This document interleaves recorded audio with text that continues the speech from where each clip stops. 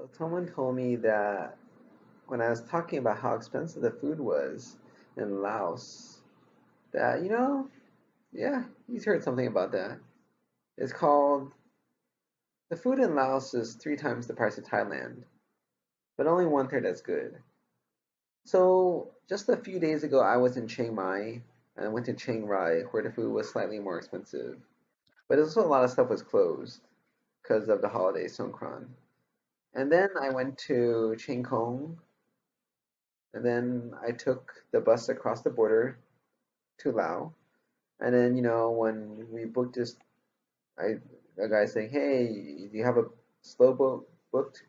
And I said no. So I signed up with him, got a little sort of placard saying I belong to their group.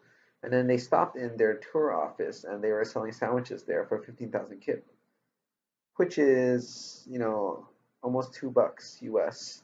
In Thailand, nothing's that expensive. I mean, a pad thai is like a buck.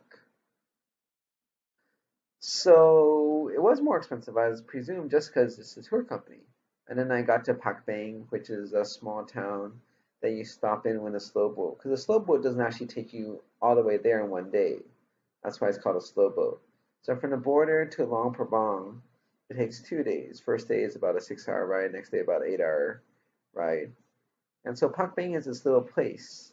And it's more expensive. I was like, oh, maybe it's just because it's touristy. Because maybe nobody actually lives there and they just survive off tourists, which is actually not true. People do live there.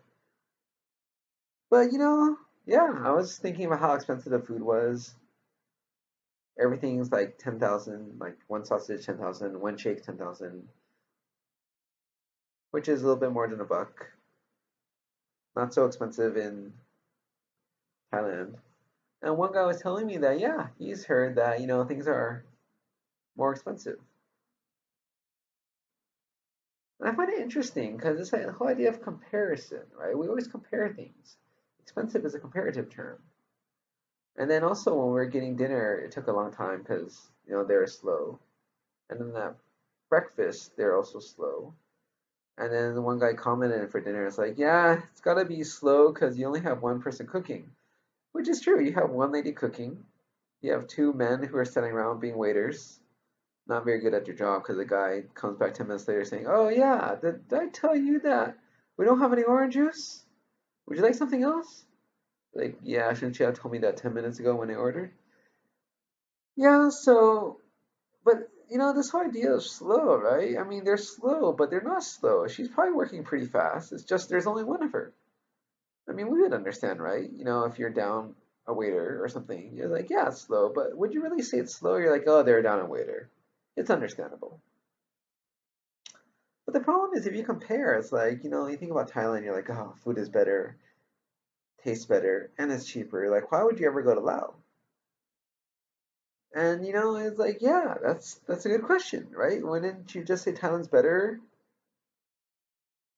But I don't think that that's quite it. If you just take away the comparisons and just look at what Laos is. Laos is a place that's much less developed. And maybe you think of it this way. It's really hard to get to these less developed places. So of course it's going to be more expensive. Transportation is harder. They don't have the road system in Thailand. They don't have trucks. So things get shipped in little parcels. So it's worth it because you're getting to go to more out of the way places.